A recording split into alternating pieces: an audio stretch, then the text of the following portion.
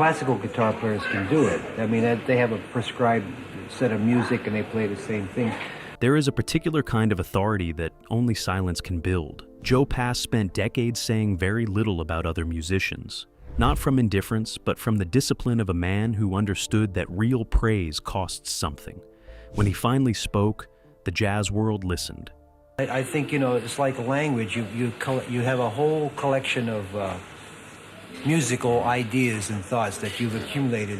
He had come through addiction, obscurity, and a decade lost to the margins before emerging as one of the most technically complete guitarists in jazz history. His solo recordings redefined what a single instrument could hold. His collaborations with Ella Fitzgerald and Oscar Peterson placed him at the very center of the music he loved. And yet, through all of it, he kept a private hierarchy. 8 names he returned to when the conversation turned serious. Diamond ring, big 420 SL.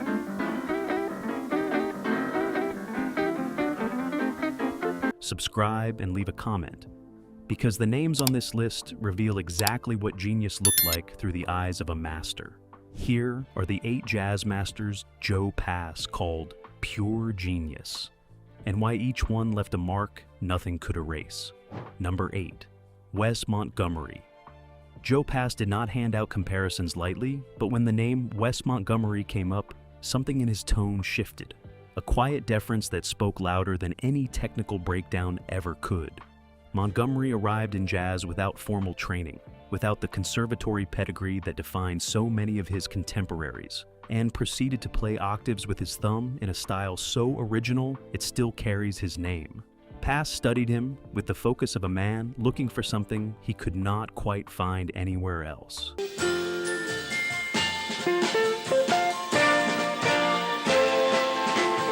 Montgomery recorded albums for Riverside and Verve that became required listening for every serious guitarist who followed. His phrasing, single lines building into octaves, octaves dissolving into block chords, was a complete architecture, not an accumulation of tricks. Pass recognized in that architecture the same instinct he was chasing in his own playing, the idea that the guitar could contain an entire conversation without ever needing another instrument to finish the sentence. Montgomery once said, "I never went to school for music. I just listened and played until it felt right." What felt right to Montgomery felt inevitable to everyone who heard him. And that gap between effort and result, invisible, enormous. He was not just a guitarist to Pass. He was proof that originality does not come from training. It comes from listening until the instrument has no choice but to tell the truth. Number 7, Art Tatum. To understand why Joe Pass placed Art Tatum in a category beyond ordinary admiration, you only need to sit with a single Tatum recording long enough for your ears to stop lying to you. What sounds like 2 pianists is 1 man. What sounds impossible is Tuesday afternoon in a recording studio. Tatum was blind from near birth, largely self-taught, and capable of harmonic reharmonizations so advanced that bebop architects studied his solo recordings decades after his death as primary source material. Pass once described hearing Tatum as humbling in a way that clarified everything.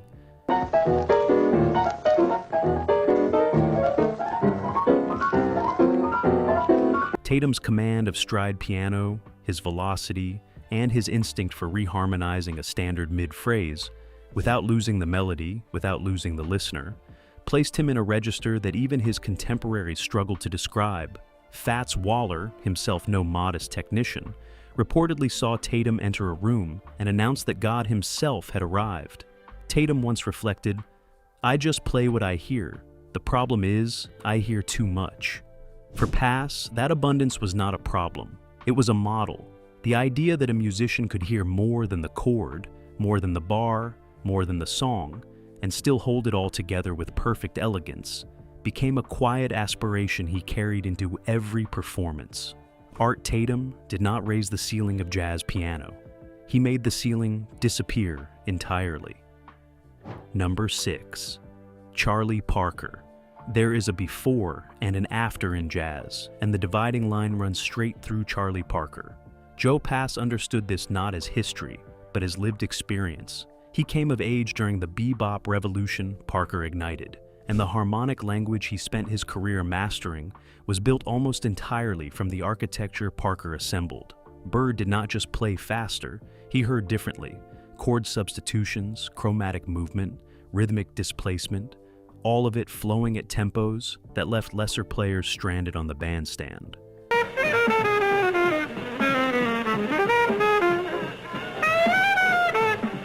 Parker's recordings with Dizzy Gillespie in the mid-1940s essentially rewrote the grammar of improvisation. The standards he recorded, Coco, ornithology, confirmation, were not interpretations. They were new languages built on the bones of familiar ones. Pass absorbed every note, translating Parker's saxophone logic onto 6 strings with a fidelity that required years of patient, relentless work. Parker once said, "Music is your own experience, your thoughts, your wisdom. If you don't live it, it won't come out of your horn." That conviction, that music is inseparable from the life behind it, meant something specific to Pass, a man who had lived enough to know exactly what Parker was talking about. Charlie Parker did not just change jazz, he changed the standard by which every musician who followed would be measured, whether they played his instrument or not. Number 5, Billie Holiday. Joe Pass spent years accompanying singers, and no voice shaped his understanding of space, time, and emotional weight more profoundly than Billie Holiday's. She did not ornament a melody. She inhabited it, bent it, slowed it down until the words carried the full mass of what her phrasing deliberately.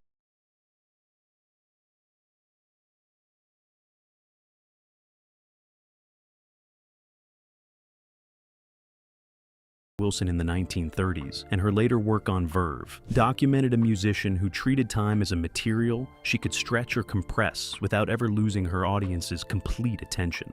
She arrived late to a note the way a great actor arrives late to a line, not from carelessness, but from perfect understanding of where the weight belonged. Holiday once said, "I never hurt nobody but myself, and that's nobody's business but my own." That sentence contains the same quality as her singing, direct, unguarded, and more devastating for its simplicity. Pass, who knew something about carrying private damage into public performance, heard in Holiday a courage that no technical vocabulary could fully describe. She did not sing the blues, she was the blues. And the extraordinary thing was that she made it sound like freedom. Number 4, Django Reinhardt. For a guitarist of Pass's caliber, Django Reinhardt's very existence proved that the instrument had rooms no one had entered yet. Reinhardt played with 2 functioning fingers on his fretting hand and built an entire genre from that limitation. Pass, who rebuilt his own life from ruin, recognized in Django something beyond technique, the specific courage of a man who refused to let circumstance write the final measure.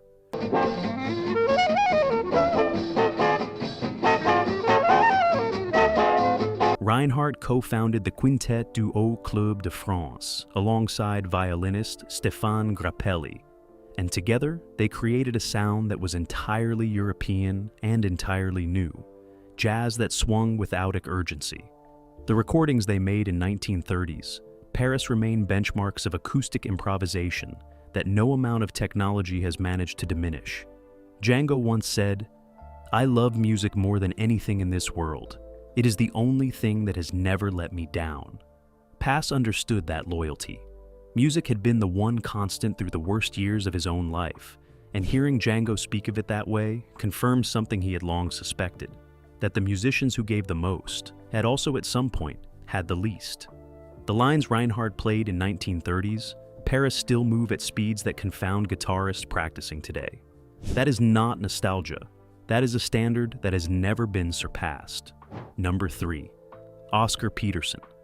Joe Pass and Oscar Peterson did not just admire each other from a respectful distance. They recorded together, toured together, and built a musical conversation that lasted years. But beneath the partnership was something Pass spoke about with genuine awe. Peterson's technique was so complete, so effortlessly overwhelming, that it occupied a different atmosphere from every other pianist in jazz. Pass once reflected that playing alongside Peterson required total concentration every second, because Oscar was always already there, waiting.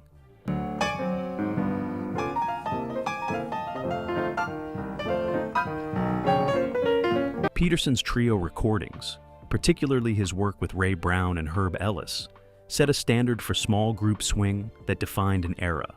His touch was enormous and precise simultaneously, his left hand carrying harmonic weight, while his right invented melodies at Veloc. It was a conversation between equals conducted at the highest level either man could reach. Peterson once said, "I was raised by my father to respect music, not to play it carelessly, but to treat it as a sacred trust." Pass heard that respect in every note, and it raised the standard for everything he played beside him. Oscar Peterson did not merely perform jazz, he inhabited it so completely that the music and the man became, in performance, the same indivisible thing. Number 2, Ella Fitzgerald. Joe Pass and Ella Fitzgerald made music together that belonged in a different category from ordinary collaboration. Their recordings for Pablo Records, intimate, unhurried, stripped of orchestration, became some of the most intimate documents in jazz history. Two musicians so attuned to each other that the guitar and voice stopped being separate instruments and became a single breathing thing. Pass called her the greatest singer he had ever worked with, and he meant it without qualification or hesitation. There's nothing in this wide world too good for a boy. Fitzgerald could swing at any tempo, scat with harmonic intelligence that rivaled any instrumentalist on the bandstand, and deliver a ballad with the kind of restraint that made you feel every word she chose not to sing. Her pitch was not just accurate, it was an argument. Every note placed exactly where it needed to be, for reasons that revealed themselves only after the phrase had ended. Fitzgerald once said, "Just don't give up what you're trying to do. Where there is love and inspiration, I don't think you can go wrong." Pass, who had navigated more wrong turns than most, recognized in that philosophy something he had arrived guarantee of arrival. Together, they proved that the most powerful music requires no amplification, no arrangement, and no intermediary, just honesty and the courage to leave space between the notes. Number 1, Charlie Christian. If Joe Pass had a North Star, one musician whose shadow stretched across everything he ever played, it was Charlie Christian. Christian arrived in jazz at the end of the 1930s, and in barely 2 years of recorded output, changed the guitar's role in the music forever. Before Christian, the guitar was a rhythm instrument. After him, it was a voice.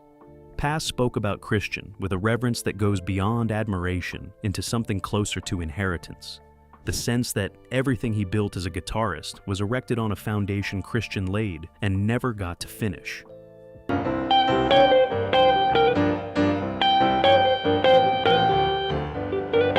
Christian's recordings with the Benny Goodman Sextet and Orchestra, Solo Flight, 7come11, Airmail Special, documented a musician who had already absorbed swing, anticipated bebop, and invented a vocabulary for the electric guitar that players are still drawing from today. His single-note lines, fluid and conversational, gave the guitar a melodic confidence it had never possessed in a bandstand context. Pass once said that Christian showed every guitarist who came after him that the instrument deserved to be heard, not as rhythm beneath someone else's melody, but as a voice with something entirely its own to say. Christian died before his full vision could be realized. What remained was a 2-year window of recordings that changed the trajectory of an instrument and claimed as its own. That single idea became the foundation of Joe Pass's entire life in music. And the fact that it came from a man who had barely begun before the world lost him, that is not tragedy. That is the particular mathematics of genius, which has never once required permission, time, or warning. Joe Pass spent a lifetime in pursuit of something most musicians only glimpse, the moment when technique disappears and only truth remains. The 8 names he carried as proof of genius were not trophies on a shelf. They were maps. Evidence that the highest form of playing is not performance, but conversation. Not speed, but depth. Not mastery, but surrender to something larger than the player. He heard Montgomery and understood originality. He heard Tatum and understood abundance. And through all of it, he understood that genius is not a destination. It is a discipline practiced in private, long before anyone is watching. These men shaped jazz not because they were flawless, but because they were honest, with their instruments, their influences, and themselves. That honesty is the real inheritance. Tell us in the comments which of these 8 masters speaks to you most. And if this kind of storytelling matters to you, subscribe, because the music always has more to say.